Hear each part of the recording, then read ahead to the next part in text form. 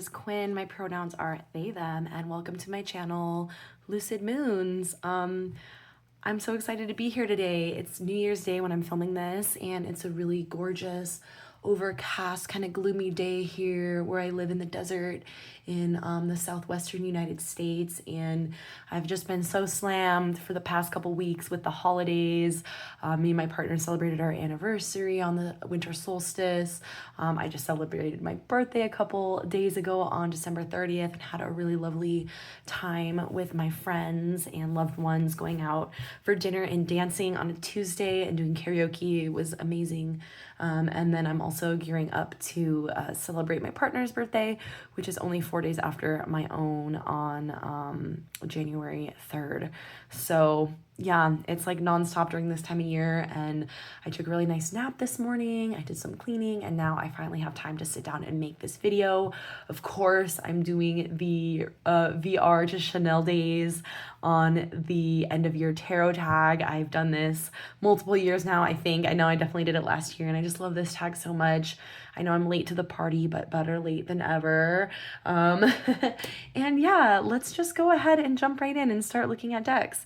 So the first prompt is the deck that you enjoyed using the most this year. And I really sat there and could not think of a deck. I don't know why. I think my practice this year was kind of on again, off again. I wasn't super organized with it. I didn't keep good track of everything that I used. And I don't know, I'll talk about this more at the end, but there were times this year where I was very disconnected from my practice, mostly just because of being so busy. And that's something I definitely want to change in 2026. I need to carve out more time for my spirituality and working with my tools, because it's something that helps me so much and is so dear and important to me. And I want to be more organized and journal and all of those things. But this year was kind of on again, off again, a little bit of burnout. And so it was kind of hard for me to, there weren't a lot of decks that really jumped to mind, but the one that stuck out is one that I have been using very, very recently.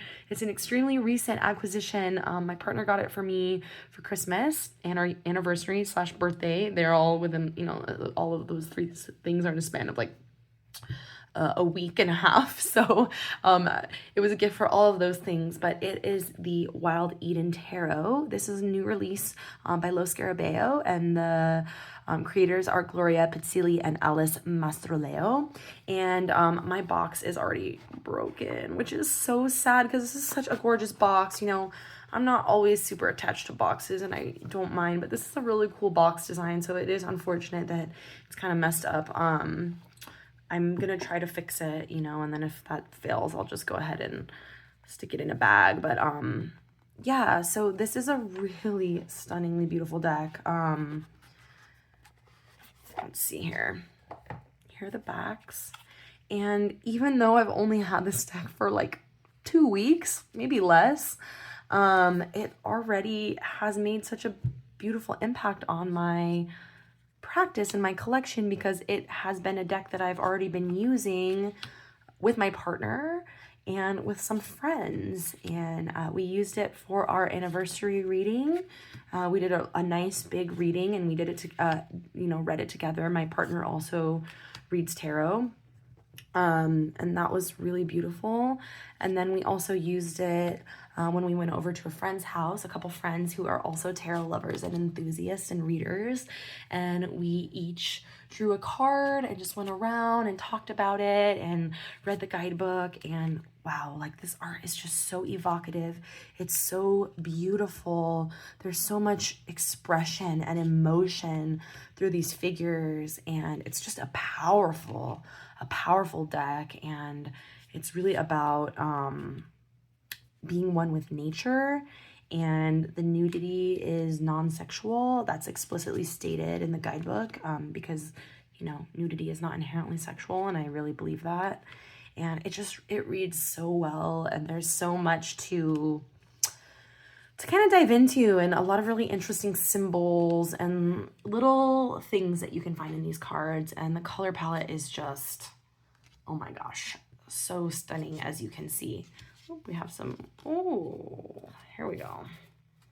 Don't know how that happened, but it happens.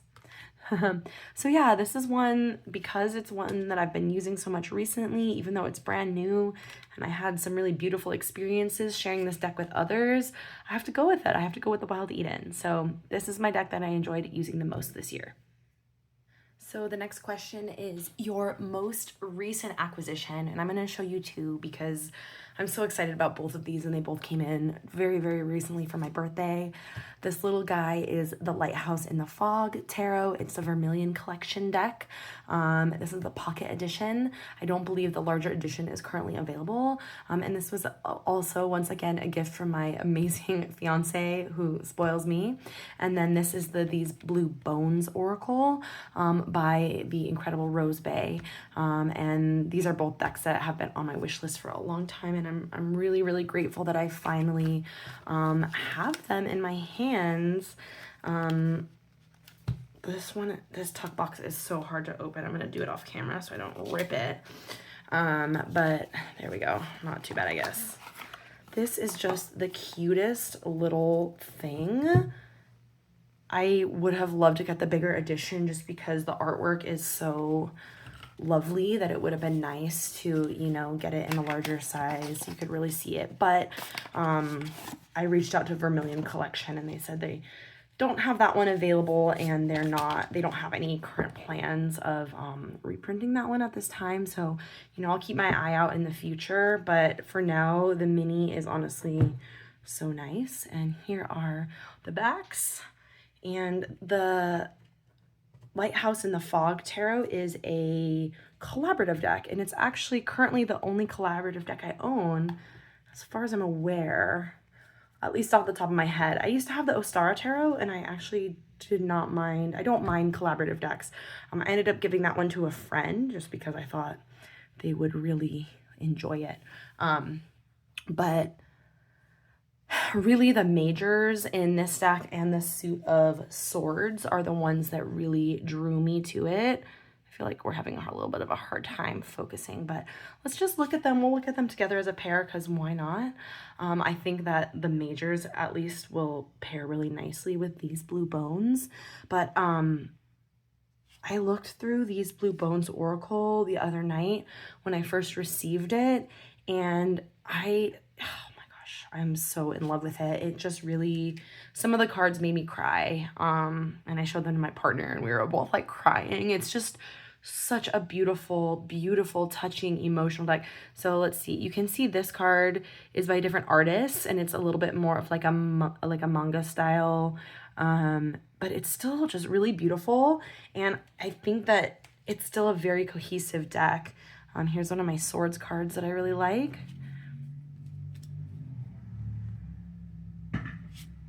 Sorry if you can hear background noise or someone riding around on like I don't know, like a dirt bike or a motorcycle or something outside, and it's very loud. But yeah, I really love the style of these decks. I feel like my camera's having a little bit of a hard time focusing on this one, so I do apologize. I think it's just because it's small, but look how gorgeous. This is one of the additional cards that it came with. And I forgot to mention that this is on just a lovely, beautiful linen cardstock that feels so luxurious. Oh, this is beautiful. The Sun and Coming Home. Wow. How amazing is this?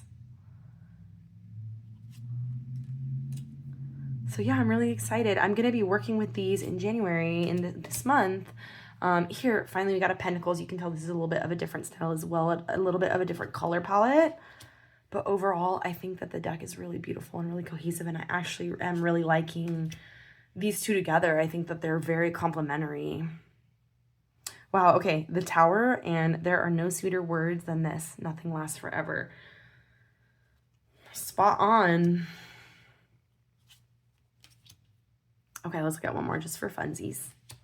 How beautiful. Three of Cups and Given Freely. That is so lovely. So you can see this is a very different art style than some of the other ones. I'm kind of not sure if it's like, At first I thought it was a different artist for each suit, but it seems like some of the suits have more than one artist. I'm not really sure, to be honest with you, but like I said, I really don't mind it, and I actually think it's really intriguing and beautiful, and it still feels like a cohesive whole. So that is the Lighthouse in the Fog Tarot, and this is these Blue Bones Oracle. So the next prompt is a deck that's not your normal style or vibe, but that you're still vibing with it. And this one was also a really hard question for me because I look at my decks and I love them all. Like, they're all my style and they're all my vibe. There's not really any that I'm like, that's not really my for me.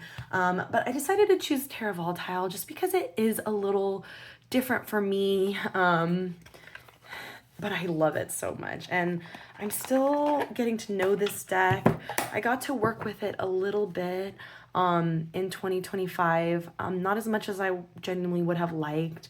I still have a bunch of the extra cards. I did like extra cards on in here because I just love them all and I couldn't decide.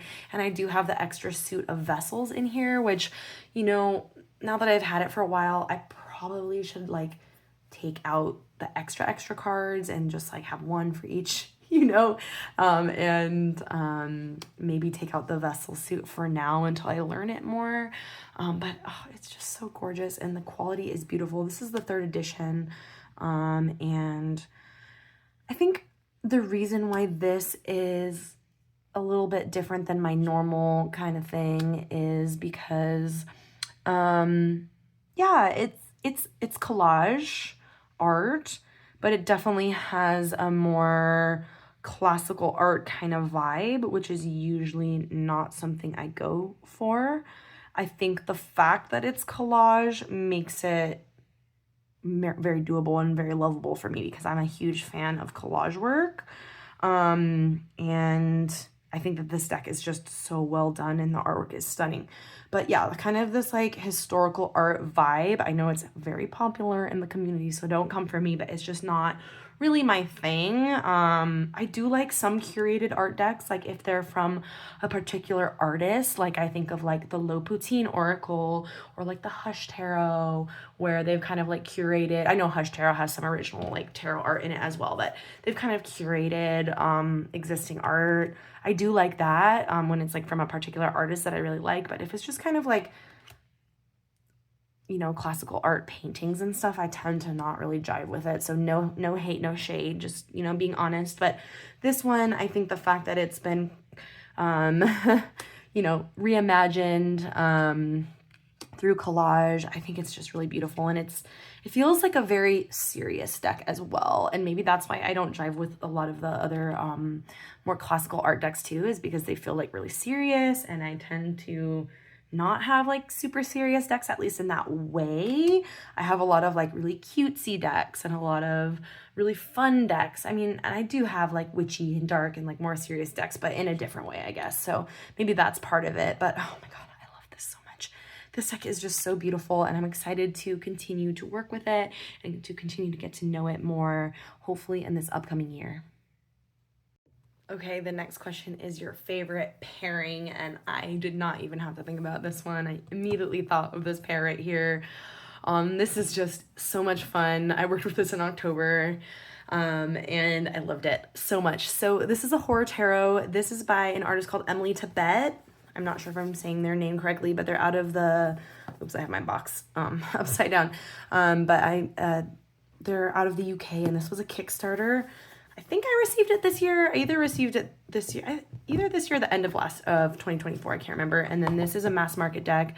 This is the Classic Horror Oracle by Ricardo Diseño. I love this so much. These are so fun together. Let me show you. Also, if you're going to do one of these kind of things, I love when it comes out of the top so that when you set it on your shelf, you know what I'm saying, it doesn't slide out when you pick it up. That's great. And love these backs, obviously. Such fun backs. And here is, sorry, I'm not good at opening up the stuff on camera. Here are the backs for the horror tarot. You can see it's like a person going down the stairs, and there's some monsters afoot. So I think the reason why, for me, wait, what do we got going on here? Why is this card upside down?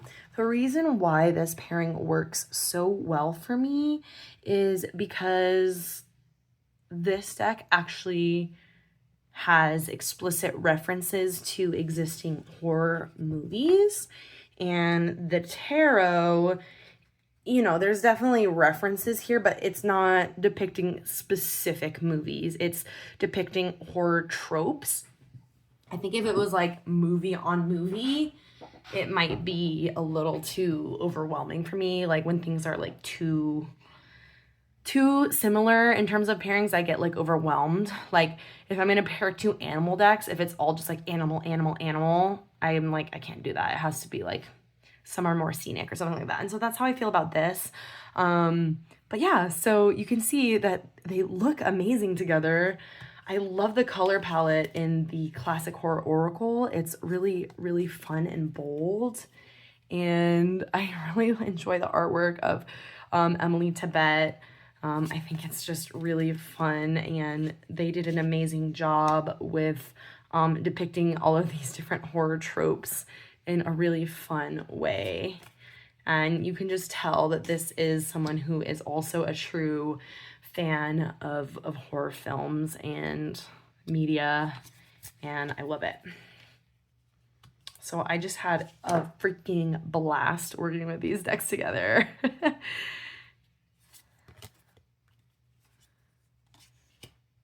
And I also love, even though these ones reference specific movies, and it does share in the guidebook what movie they're depicting, it doesn't put the movie on the card. It actually gives a really nice keyword, a really nice, well-rounded, usable keyword. And the little guidebook entries for this are fabulous. Like, they are so good.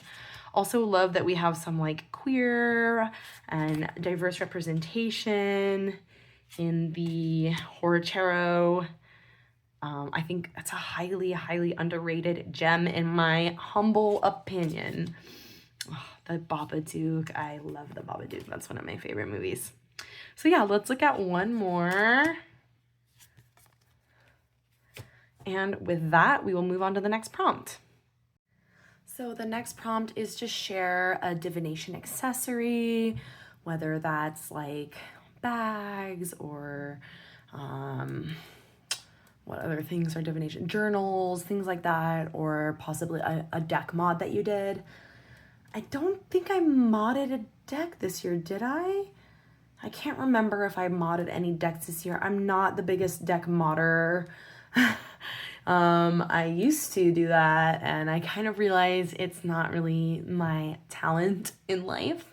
And that's perfectly fine with me. I tend to only mod decks if they really need to be trimmed or something like that. But in terms of like actually accessories that I bought, well, I didn't buy this. This was gifted to me by my mom, but you can see it's just really beautiful. It's like just like a bandana. I think she said she just got it at Target or something, or somewhere very normal, but she actually got Riley and I 4 of them. And this is one that I just thought was really beautiful with this beautiful saguaro cactus and the mountain scene. I love the colors. So that is a really fun one, and I'm excited to use some of the other ones in my videos this year. I also wanted to shout out this amazing bag creator on Etsy. I'm so sorry. They go by the Bee and the Serpent, and I did like a massive bag haul from them. I have a bunch of bags over here, but like these are just really well made. I had never really bought myself official real like handmade tarot bags before this year, and I decided it was time to like treat some of my decks to some really nice bags. So I'll just show you a couple of them. I won't show you everything that's inside of them because that would be crazy, but they have 3 different sizes. There's like, these are the regular size. This one's a small. They actually might have 4 different sizes or 5, but I just got small, medium, and large. Actually, these might all be just small and medium, actually, now that I come to see it, but I love this one. This is my Terra of the Divine in there. Look how cute this one is with the little rats. I love rats. This one is my Terra del Fuego. It's a really nice bag match in there. Nice for a little mini size. And lastly, I have my Oracle of Oddities in here. This is a really beautiful kind of skull one. So those are some accessories I'm super excited about, and I would love to support further that shop, the Bee and the, is it the Bee and the Serpent? Am I saying it right? Let me check my notes, sorry. The Bee and the Snake. I'm so sorry. It's the Bee and the Snake. If I remember, I'll put a link down below. And then back, oops, I dropped something. Back in, when was that? I want to say it was like summer-ish time. We went to Phoenix Comic-Con, and my partner purchased this beautiful journal for me, and I just think it's so beautiful. It's just like blank pages. It doesn't have dots or anything, but I decided I'm really trying to get back into journaling this year. So I mean, sorry, I don't have it in frame really good. So it's not pretty, you guys. It's just black and white, or like, you know, just black pen for right now. In the past, I've been really into like bullet journaling and stuff, and tarot journaling and all those things, and I really fell off this past year and the past couple of years. And so I just don't want to put too much expectations that like it needs to be beautiful, it needs to be perfect. Like, I think at first I just need to focus on like, okay, I have a journal, I'm going to use it. And later on, if I want to kind of build up and make it more like aesthetically pleasing, I can, but that's not really the purpose of it for me. The purpose of it is to like track my readings, track my goals, track my habits, track the books I read, movies I watch, things like that. And so I just want it to be usable. So that's a really cool accessory. I don't think, does it have the artist? Oh, sorry, I bumped the camera. I don't think it has the artist's name on it. I think they just stuck their art onto it, maybe onto a paperage journal. But yeah, those are just a few cool little accessories that I'm excited about. All right, the next prompt is favorite card backs. I missed one of the bags. I probably missed a couple of them, but here's another bag from the Bee and the Snake. And I don't know, I had a really hard time thinking of card backs, so I just decided to go with one that I think is just beautiful and simple, but so nice, and just it really matches the energy of the deck so well. And it's just, this is just a mass market deck. This is the Mystical Dream Tarot, and it is such a gorgeous deck. Like, definitely one of the most beautiful decks, and it actually looks really good with this reading cloth behind it. But yeah, I don't know, this one came to mind. I didn't want to like pull out every deck I bought this year and look at the backs, but this one, I know it's not anything super spectacular, but I think it's really nice. It complements the deck. Do you know what I'm saying? It's simple. It's not crazy. It doesn't have writing on it. I hate when there's writing on there. I have a few decks like that. And really the backs, I mean, the backs are just a bonus, right? They're just for fun. It's nice when they're nice, but that's not really the most important part, right? The fronts are the most important part. But I love this deck so much. I'm excited to go deeper with this one, and really engage in some dream work, because I think I mentioned this before, but for a long time I haven't been particularly connected with my dreams, and I'm someone who doesn't remember my dreams a lot, but recently I've been having some weirder dreams, some dreams that I'm remembering. My partner said I was saying really weird stuff in my sleep last night, and so I think maybe with some intentional work, I could delve a little bit deeper, because I have some decks that I think are really great tools to kind of help explore dreams and their meanings. So yeah, I like these backs, and I love the fronts even more. That's the Mystical Dream Tarot. Okay, next up is a deck with a theme you like, and I like all the themes of all my decks, so this was also hard, but I decided to go with the Flowers of the Night Oracle. This is another mass market beauty by Sherilyn Darcy. It's a deck that I had wanted for so long and had put off getting, because I think that just kind of happens with mass markets. Oh, I love these backs too. These could have, and the classic horror oracle, all of those could have been contenders for best backs now that I'm thinking about it. But I adore this, and so the reason why I adore this theme is because all of these cards depict flowers, and all of these flowers are ones that bloom in the night. They're night blooming flowers. And living in the Sonoran Desert down here in Arizona, we get a lot of night blooming cactus flowers, and they're just one of the most beautiful, amazing, special things that you can ever experience here in the desert. To wake up and see all these cacti like blooming these gorgeous blooms, it's really special. And this actually, it's so funny that I stopped on this card without noticing it. Queen of the Night, we actually have those here where I live, and there is a local garden that hosts like an event on the night where these flowers bloom, because they only bloom, I think, once a year, maybe. Don't quote me on that. But I really love this because not only does it incorporate the flowers, but obviously every card also has an animal. And while I love plants and I love flowers and I love learning about them, I do not know them very intimately or very intuitively like I do with animals and animal energy.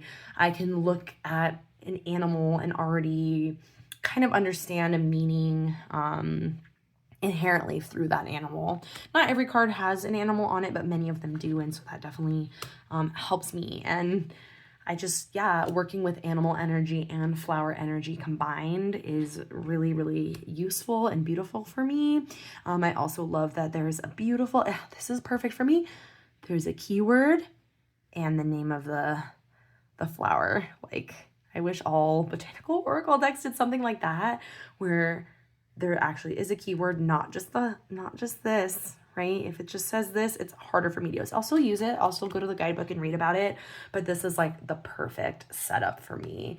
And I just love the deep, dark, luscious nighttime feeling that this deck gives me. And I love the artwork. I think it's absolutely beautiful. And I just really enjoy this one. So this is the Flowers of the Night Oracle. The next prompt is the most beautiful deck this year. This is obviously a very challenging one as well for me. So many beautiful ones that I acquired this year. This is by no means a new deck, but it is a new to me deck this year. It is the Wandering Spirit Tarot by Hainuli Shin, and I'm not sure if this edition is still available. It looked like maybe it was possibly going to be discontinued because this creator had a new edition released with a little bit of a different color palette on Kickstarter. I think that was this year. I'm really bad with time, but like just this, I really wanted this coloring. It was a deck that had been on my list for a long time, and I just wanted this purple and gold version. Not the other one. I think is more like black and white holographic silver kind of vibes.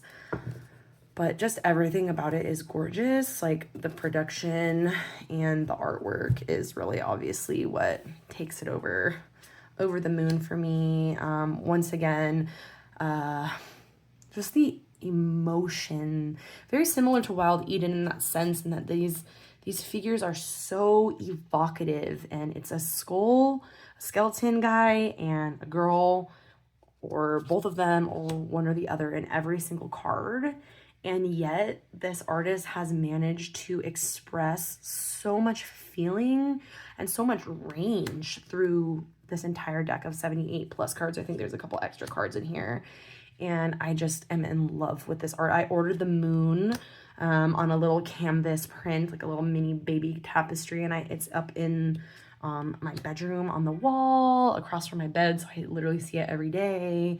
And it's just so freaking beautiful. And I don't know if you've noticed, but the cards do have, my camera's kind of focusing weird, so I do apologize if it's been out of focus at all throughout the video. But yeah, you can see there's this gold, what's the word? You know what I mean? There's gold accents. So beautiful. So yeah, this one has to be the winner for me. But you know, I'll just name drop a couple honorable mentions. Obviously the Wild Eden, I already showed that one. Gorgeous deck. I also really love the R Black Tarot, which I finally received this year. That is a really, really beautiful deck in its own right.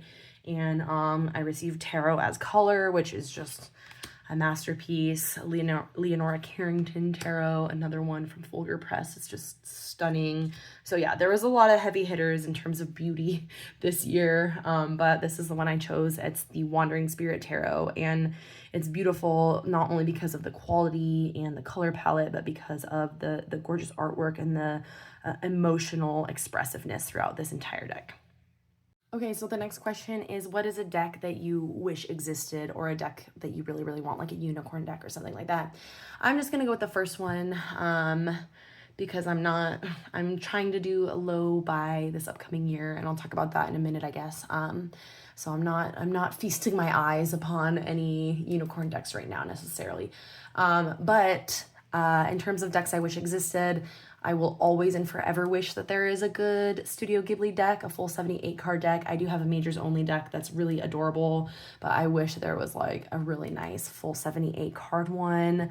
Obviously, as a huge diehard fan, I would be very critical of it and the choices they make. I actually use Studio Ghibli has made available images on their website. They're basically like computer wallpaper that you can just use for free. And so I went ahead and I made my own deck in Canva. I'm just trying to find a printing company that will print it for me. I know it's possible. I know other people have printed. I've seen other people make just decks for personal use with copyright material, but playing cards won't do it. I tried and they flagged me. So if anyone knows, please let me know if you've made something similar, you know of that. I know it exists. I know it's possible. I'm just having a hard time finding someone that will print. I just want one copy for personal use. I'm not going to sell it, obviously, because it's copyright. But yeah, obviously I love that one because I chose the cards that mean the tarot, that convey the tarot meanings to me, if that makes sense. So I'll always say a Studio Ghibli deck until a good one exists, I guess. But I also would really love to see a vampire deck that is more diverse and inclusive. I feel like the market is pretty whitewashed for that. And I don't actually own any vampire decks because of that. They don't really speak to me. I want to see thinking like Queen of the Damned vampire. Like, why do we not have more diversity in vampires? Because there was literally like Queen of the Damned and Blade and things like that, like back in the 90s and early 2000s. So why don't we get that in a tarot deck? Come on, guys. So I would love to see that. And yeah, I think that's pretty much it. Or just more kind of like gothy, witchy kind of decks that have more diversity. I know there definitely are some. I'm not saying that there aren't any with diversity, but it would be cool just to see more like inclusivity and diversity in kind of that niche, if that makes sense. Okay, the next prompt is a card that sums up the year as a whole, and I chose two. This is from the beautiful Somnia Tarot, which is a deck I'm gonna be putting away soon that I worked with in December. I should probably put it away today, actually. But so the first one is actually the card that I drew last year during this video, during the end of year tarot tag, and I started crying and I was really sad when I drew it.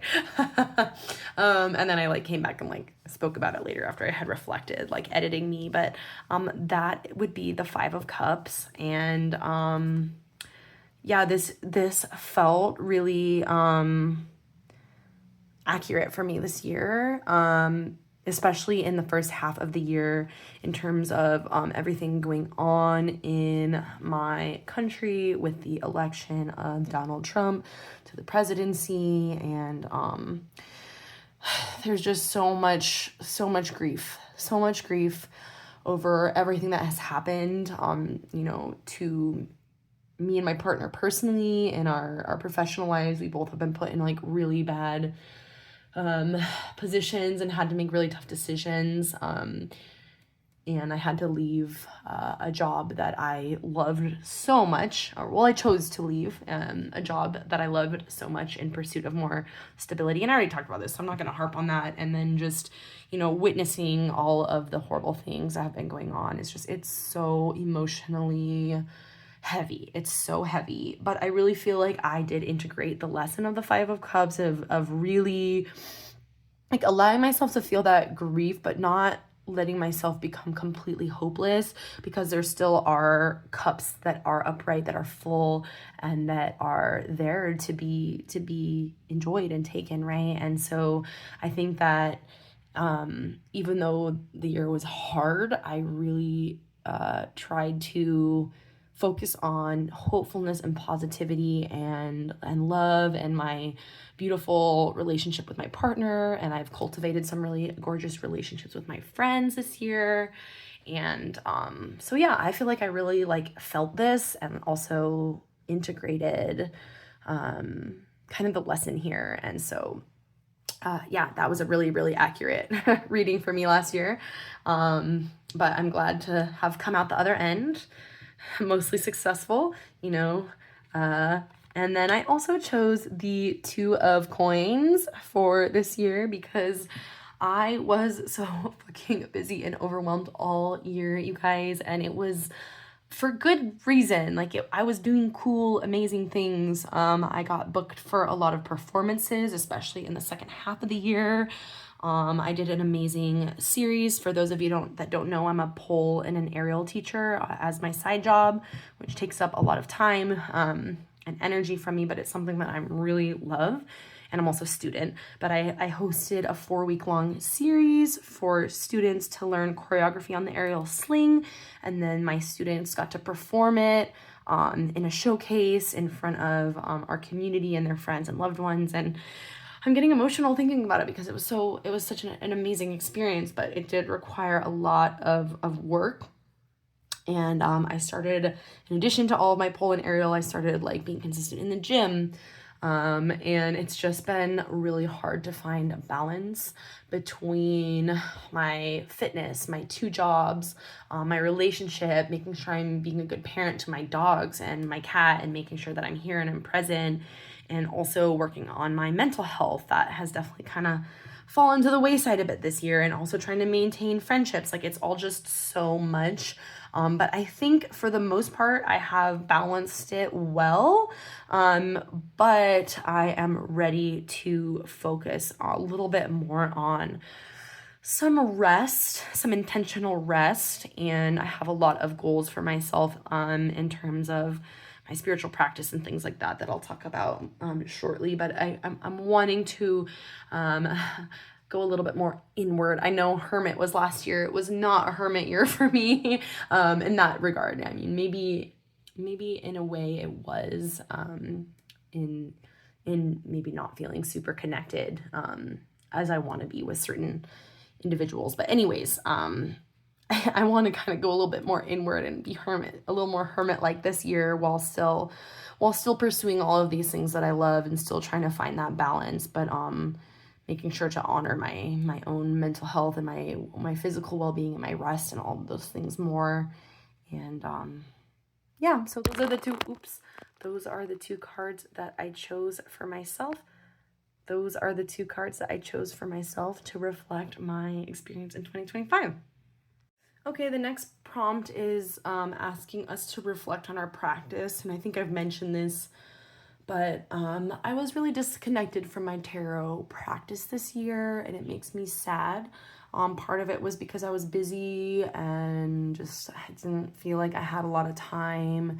Part of it was a little bit of burnout and overwhelm with the amount of decks I have and things like that. And another part of it was just, yeah, like I think sometimes our connection or our ability to have a regular routine and practice can ebb and flow, and that's okay. And even though I'm sad about it, I'm not gonna beat myself up about it. And I'm actually proud of myself because these past couple months I really did reconnect. I would say October, November, and December, I got back into using my cards, maybe not every single day, but much more frequently than I was throughout like the summer months and things like that. I was much more connected, and I just noticed that I feel so much better. I feel so good when I'm using these tools and I'm actively practicing, I'm actively reflecting. I'm not just using them to use them, I'm actually intentional about it and have routines and things like that built in. And so that's really my goal for 2026, is to really get into the routine and to use these tools that I have. I have so many decks,